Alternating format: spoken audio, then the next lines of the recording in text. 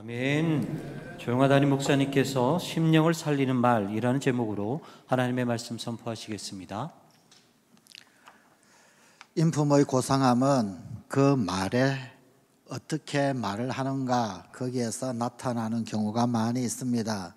또 결정적 실수 역시 마찬가지로 말에서 비롯되는 경우도 참 많이 있습니다.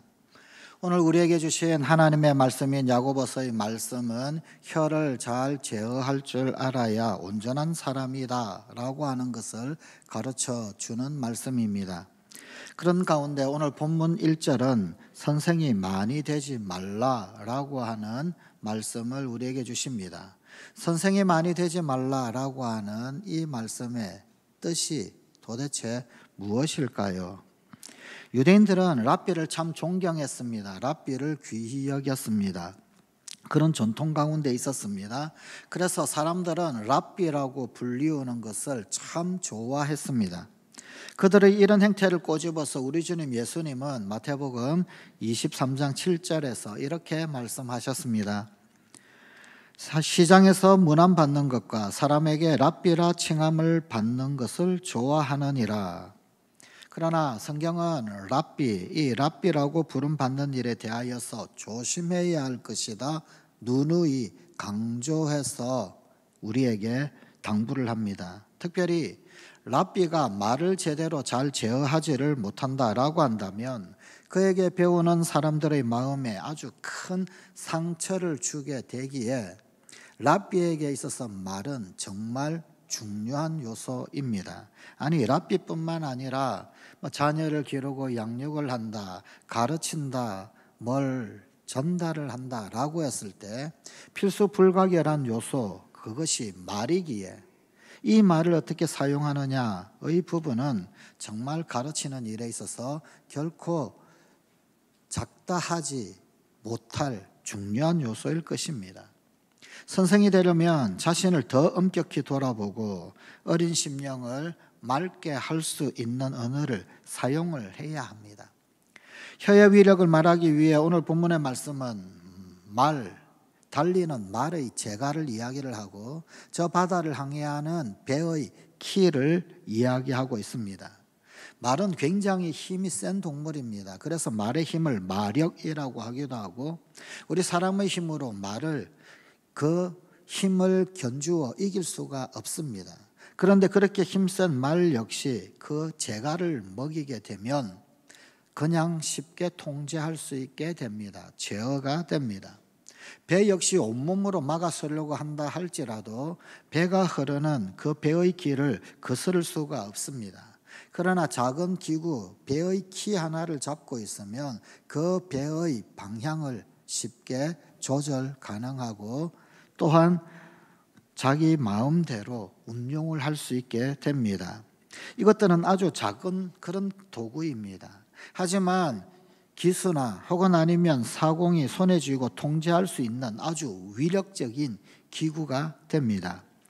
바로 그런 기구의 비견이 되는 우리 육신의 지체가 혀를 통하여서 나오는 말이더라라는 것입니다. 그러면 어떻게 말해야 할까요? 특히 이 어린이 주일을 맞이하면서 어린 심령들에게 어떻게 말해야 할까요? 물론 말의 영향력은 어린아이나 혹은 아니면 어른을 가리지 않습니다. 아이에게 양약이 되는 말은 어른에게도 양약이 되고 아이에게 상처가 되는 말은 또한 어른에게도 역시 상처가 됩니다. 아이고 어른이고 포함하여 어떤 말을 해야 할까요? 특히 어린아이들에게 어떤 말을 해야 할까요? 우선 어린아이들에게 적극 사용해야 할 유익한 말이 있습니다. 대략 한 5가지 유익한 말을 소개해 드립니다. 첫째는 사랑합니다 라고 하는 말입니다. 우리나라 사람들은 사랑한다라고 하는 이 말에 대하여 좀 인색한 측면이 있습니다. 서구의 사람들은 사랑한다라고 하는 말을 아주 거침없이 쓰는 데 반하여서 동양권에 속해 있는 우리는 일찍부터 사랑은 마음속에 감추어 두는 것이라고 그렇게 여기고 이것을 말로 드러내고 표현하기에 조금 꺼려 했었습니다. 그래서 가족에게는 물론이고 주님을 향한 사랑의 고백에까지도 극도로 아끼며 어색해하는 측면이 좀 있습니다. 예배 중에 옆에 앉아있는 사람을 향하여서 사랑합니다 라고 하는 인사를 하게 하는 교회가 있습니다. 전통적인 예배의식의 하나인 평화의 입맞춤이라고 하는 순서를 변형시킨 것입니다. 서구 사람들은 입을 맞추는 것이 인사이니 그것이 그렇게 어색한 일은 아닙니다만, 그러나 동양인 우리들에게는 이 입 맞춘다라고 하는 인사는 참 용납하기 어려운 그런 문화적 차이가 있는 요소임에 틀림이 없습니다. 대신 사랑한다라고 하는 인사로 대신을 합니다. 그런데 성경에서도 바로 이 입맞춤으로 문안하는 인사를 자주 사용해 왔다라고 하는 흔적들을 보여줍니다. 고린도전서 16장 20절입니다. 모든 형제도 너희에게 문안하니 너희는 거룩하게 입맞춤으로 서로 문안하라. 데살로니가전서 5장 26절입니다. 거룩하게 입맞춤으로 모든 형제에게 문안하라. 베드로전서 5장 14절입니다. 너희는 사랑의 입맞춤으로 서로 문안하라. 이렇게 거룩한 입맞춤 혹은 아니면 사랑의 입맞춤으로 인사를 하고 문안을 하고, 특별히 예배 공동체에서 한 지체임을 드러내곤 하는 인사를 했습니다. 이것이 말하는 본질적 의미는 뭘까요? 사랑의 인사를 하라라고 하는 의미입니다. 그래서 우리가 사랑의 인사를 많이 해야 합니다. 특별히 새로운 세대에게 예수님의 마음으로 사랑한다라고 하는 말을 가르치고 적극 사용하도록 하십시다. 이전에 우리는 사랑합니다라고 하는 말을 제대로 잘 하지 못하는 그런 분위기, 그런 환경, 또한 훈련되지 못함, 이런 것들이 있었지만, 사실 그 어떤 말보다도 명략 중에 명략은 사랑한다라고 하는 말이라고 하지 않습니까?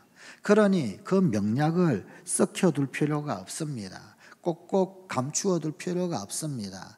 아니, 사랑합니다라고 하는 말이 명략 중에 명략이라고 한다면 드러내고 종종 사용하고 늘 써야 하지 않겠습니까? 우리 주님께서는 내가 너희를 사랑한 것 같이 너희도 서로 사랑하라 라고 말씀하셨습니다. 이 주님의 분부대로 사랑합니다 라고 하는 말, 이 말로 유익을 끼치고 특별히 우리의 어린 자녀들에게 많이 해 주어야 할 유익한 말로 사용해야 할 것입니다. 둘째, 잘 될 거예요 라는 말입니다. 역경에 처해서 힘들 때 힘내세요 혹은 잘 될 거예요 라고 하는 말, 바로 그런 말이 큰 위로가 됩니다. 이것은 꿈을 잃지 말라라고 하는 의미의 직설적 표현입니다. 잘 될 거예요 표현하지만 그 뒷이면에 어떤 의미가 있습니까? 포기하지 마세요. 꿈을 향하여 도전을 멈추지 마세요. 꿈을 결코 잃어버리지 마세요. 그런 의미 아닙니까? 주님을 사랑하는 아이가 넌 정말 잘 될 거야 하는 격려를 들으면 다니엘과 같은 꿈을 가지고 성장할 수 있습니다. 누구에게나 기쁨이 되고 새 힘을 주는 아름다운 말입니다. 셋째, 고맙습니다. 고맙습니다라는 말입니다. 당연한 감사의 표현입니다. 이 짧은 말을 인색하게 사용하다 보니까 서로 마음이 서운해지는 경우가 종종 있습니다. 어린아이 때부터 이 말을 가르치고 진정으로 감사하는 태도를 갖게 해야 합니다. 안타까운 것은 고맙다라고 하는 인사를 듣고도 반응을 보이지 않는 사람이 꽤 많더라는 것입니다. 영어에서는 thank you 그러면은 you are welcome, 자동적으로 반사적으로 그렇게 서로 인사를 주고 받습니다. 하지만 우리말에는 감사합니다 라고 하면 거기에 상응하는 어떤 적당한 말이 없더라라는 것이 문제입니다. 천만에요. 감사합니다. 천만에요. 이 사실은 뜻은 좋은 뜻인지 모르겠는데 또 다른 한편으로는 내가 감사합니다라고 인사를 했는데 나의 감사의 인사를 왠지 받아주지 않는 듯한 뉘앙스, 그게 천만에요. 뭐 이런 것이 조금 있다란 말이죠. 참 뭐라 답을 해야 할는지 애매한 구석이 있습니다. 웬걸요? 이렇게 말하면 어떻겠습니까? 저도 즐겁습니다. 감사합니다. 저도 즐겁습니다. 저도 기쁩니다. 당신의 감사가 곧 나의 감사입니다. 당신도 수고하셨습니다. 이런 말은 어떻겠습니까? 이런 등등의 말로 대답을 하는 법을 익히는 것 좋지 않겠습니까? 지금에라도 말입니다. 넷째, 지금 그 모습이 좋아요. 달리 생각하면 혹은 부정적으로 생각한다면 이 미래적 발전의 의지가 없는 말이다, 그렇게 오해하기 쉽습니다. 지금 그 모습이 좋아요. 그러나 사실 여기에는 심리적인 혹은 아니면 상담적인 의도와 의미가 좀 있습니다. 어린아이는 어른들로부터 항상 괜찮다라고 하는 확인을 받고 싶어 하고 또한 인정을 받고 싶어 합니다. 어린아이는 안전에 대한 욕구가 어른들보다는 훨씬 더 큽니다. 그런데 이 안정감을 느끼게 만드는 단어가 지금 그 모습이 좋아요 라고 하는 인사라고 합니다. 사실 이 말의 뜻은 이런 뜻입니다. 넌 잘하고 있는 거야. 지금 잘하고 있어. 그런 뜻입니다. 지금 이대로만 해. 그런 뜻입니다. 바로 이런 격려 안에서 아이들은 안정감을 느끼게 됩니다. 그리고 미래의 꿈을 만들어 갑니다. 아이들만 그렇습니까? 우리 어른들 역시 똑같습니다. 마찬가지입니다. 여러분, 가장 사랑하는 사람, 가장 사랑하는 그 사람에게 우리는 어떻게 말을 할까요? 지금의 이 모습을 영원히 간직하고 싶어. 약간 닭살 돋나요? 네. 그러지 않나요? 지금의 이 모습을 영원히 간직하고 싶어. 사실 정말 애정이 깃들인 그런 순간이요, 시간이요, 또한 인사 아니겠습니까? 다섯째, 참 멋져요. 참 멋져요. 누구나 멋지다라고 하는 이 말을 들으면 괜히 입꼬리가 올라가고 웃음이 머금어집니다. 어떤 사람은 이 말을 인간관계를 부드럽게 만드는 마법과 같은 말이다 라고 소개를 합니다. 요즘 기업에서 여러 이미지 메이킹 컨설턴트 이런 거 많이 하지요. 예. 그런 어떤 인간관계 어떤 강사들이나 혹은 아니면은 이미지 강사들이 종종 하는 말, 그들이 강의 가운데 하는 말 중에 하나가 참 멋져요 라고 하는 이 말인데, 이 말은 마법과 같은 말이라고 합니다. 어떤 마법이냐? 인간관계를 부드럽게 만드는 그런 마법과 같은 말. 사랑합니다. 잘 될 거예요. 고맙습니다. 지금 그 모습이 좋아요. 참 멋져요. 이 놀라운 말들을 아이들에게 들려주고 가르치십시다. 또한 어린아이들에게 해가 되는 무익한 말을 삼가해야 합니다. 첫째, 겨우 이 정도야 라는 무익한 말입니다. 이것밖에 안 되느냐 라는 말은 상대방에게 상처를 주는 가장 충격적인 용어입니다. 어린아이들이 받을 상처의 깊이는 상상을 초월합니다. 우리는 대상에 대한 기대치가 높기 때문에, 너에 대한 기대치가 높기 때문에 그래서 이렇게 말한다 라고 변명을 합니다만, 하지만 대단히 위험한 말입니다. 기대치가 높은 것이 아니라 아예 싹을 잘라버리게 되는 위험한 말입니다. 둘째, 누구는 좋겠어, 아무개는 좋겠어. 남과 비교하여 거기에다가 부러움을 얹어 표현하는 말입니다. 야, 옆집에 철수 엄마는 참 좋겠어. 예. 누구 저기 영미의 아빠는 참 좋겠어. 사실은 괄호석의 의미가 훨씬 더 많이 전달되지요. 점점점 말줄임의 의미는 아주 말하지 않아요도 직통으로 사실은 전달되지요.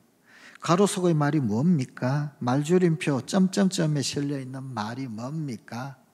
너는 그렇게 하지 못해서 내가 좋지 않아. 사실은 비교의 말이지요. 그러나 이런 말로 어린아이가 가진 문제를 전혀 해결할 수 없습니다. 이런 말을 100번 해봤자 아무런 문제 해결 되지를 않습니다. 아니 오히려 반발만 삽니다. 심리적 반발만 삽니다.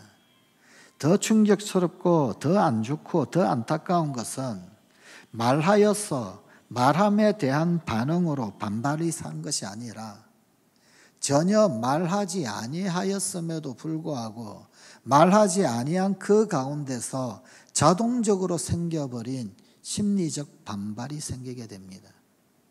도대체 이것은 어떻게 풀어야 할까요? 어떻게 해결을 해야 할까요? 남과 비교하여 부러움을 표현하는 것은 하등의 도움이 되지 않습니다. 아무런 긍정적 영향력을 끼칠 수가 없습니다. 어떤 변명을 하고 어떤 이유를 대고 어떤 핑계를 해도 전혀 마이너스적인 결과만을 나타내게 됩니다. 셋째, 그래봐야 소용없어요 라는 말입니다. 어린아이에게는 절망을, 어른들에게는 노력을 포기하라 라는 말입니다. 그런데 여기에 점점점 괄호 속에 또 다른 의미가 하나 더 담겨 있게 됩니다. 그저 노력을 포기하라 혹은 아니면 절망을 주는 정도가 아니라 괄호 속의 점점점에는 압력이 들어 있습니다. 그래봐야 소용없어. 점점점 하지 마. 압력이 그 속에 숨겨져 있습니다. 지금이라도 해야 한다. 그것이 우리 그리스도인의 정신 아닙니까? 성경이 우리에게 가르쳐주는 것은 지금이라도, 늦더라도 지금이라도 하는 것, 지금이라도 도전하고, 지금이라도 시작하고, 중단하지 아니하고 포기하지 아니하고 지금이라도 하는 것, 그것이 성경이 우리에게 가르쳐주시는 가치관이 아닙니까? 그리스도인의 정신은 그러하지 않습니까? 다른 사람의 의욕까지 꺾어놓는 이 말은 무익할 뿐 아니라 그래서 불신앙적인 것입니다. 넷째, 마음대로 하세요. 이 말의 점점점 괄호 속에는 뭐가 있을까요? 나는 책임이 없다. 나는 책임이 없다 그 말입니다. 마음대로 하세요 라고 하는 이 말을 듣게 되어질 때 심리적 거리감이 자동적으로 생기게 됩니다. 아이들은 이 말을 듣는 순간 그 사람과 먼 거리감을 느끼게 됩니다. 나 혼자구나, 나 혼자 해결해야 되는구나, 응원자가 없구나 이렇게 됩니다. 아이들만 그러합니까? 누구든지 이 말을 듣고 나면 진정으로 마음을 나눌 수 있는 관계가 아니라고 생각하게 될 것입니다. 다섯째, 요즘 애들은 다 그래. 죄송한데 꼰대들의 대표적 표현이죠. 요즘 말로 하자면 라떼는 말이야. 아마도 이쯤 되는 것 같습니다. 그 반대 표현입니다. 요즘 애들은 다 그래. 뒤에 뭐가 숨겨져 있어요? 나 때는 안 그랬어. 세대 간의 갈등을 불러일으킬 소지가 참 많이 있습니다. 어린아이들이나 혹은 젊은이들과 소통하려고 하는 그런 노력 없이 쉽게 단정하고 쉽게 판단하면 안 됩니다. 어쩌면 참신함 잃는지도 모릅니다. 아이들의 혹은 아니면 젊은이들의 혹은 상대방의 참신함을 이해하려는 좋은 말의 개발이 필요할 것입니다. 꼭 기억해야 할 것은 유익한 말과 무익한 말을 함께 할 수 없다라고 하는 것입니다. 오늘 본문 9절 10절 말씀입니다. 이것으로 우리가 주 아버지를 찬송하고 또 이것으로 하나님의 형상대로 지음을 받은 사람을 저주하나니 한 입에서 찬송과 저주가 나오는도다. 내 형제들아 이것이 마땅하지 아니하니라. 샘이 한 구멍으로 단물과 쓴물을 낼 수 없지 않습니까? 마찬가지로 한 입 그리고 한 혀로 찬송과 저주를 같이 할 수 없는 것이지요. 어찌 하나님을 찬송했던 혀로 형제를 저주할 수가 있겠습니까? 유익한 말과 무익한 말을 가리지 않고 함께 쓰는 것은 마치 한 샘에 두 가지 단물과 쓴물이 함께 나오는 것과 같은 것입니다. 그런데 그런 셈은 있을 수 없지 않습니까? 그런 셈은 없습니다. 마찬가지입니다. 하나님의 자녀 가운데 그런 사람이 있을 수 없습니다. 존재할 수 없습니다. 한 입으로 두 말을 했던 사도가 있었습니다. 그는 마태복음 26장 35절에서 이렇게 말했습니다. 내가 주와 함께 죽을지언정 주를 부인하지 아니하겠나이다. 그러나 그는 이내 곧 마태복음 26장 74절에서 이렇게 말했습니다. 그가 저주하며 맹세하여 이르되 나는 그 사람을 알지 못하노라. 이 사람 베드로, 그는 그 허물로 인해 심히 통곡하고 회개를 거듭하였습니다. 평생 은혜로운 시를 썼던, 또한 아름다운 언어를 참으로 많이 구사하고 남겼던 다윗, 그 다윗 왕도 무익한 말로 인한 자신의 실수를 깊이 깨닫고 탄식을 했습니다. 시편 141편 3절입니다. 여호와여 내 입에 파수꾼을 세우시고 내 입술에 문을 지키소서. 하나님께서 우리의 입을 지켜주셔야만 악하고 무익한 말을 자제할 수 있습니다.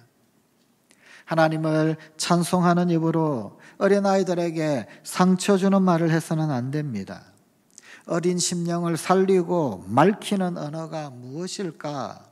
그것을 생각하고 조금 더 조심스럽게 사용한다면 하나님께서는 부족해도 그 우리의 노력을 칭찬해 주실 것입니다. 그리고 점점 우리를 좋은 선생으로 사용하실 것입니다. 기도하십시다. 하나님, 어린 심령을 살리고 말키는 말, 그것 생각하고 조심스럽게 사용하여 하나님 나라 귀한 영혼들 세우는 우리 귀한 성관 가족들이 다 되게 하여 주시옵소서. 좋은 선생이 되게 하시옵소서. 우리 주 예수 그리스도의 거룩하신 이름으로 기도드리옵나이다. 아멘.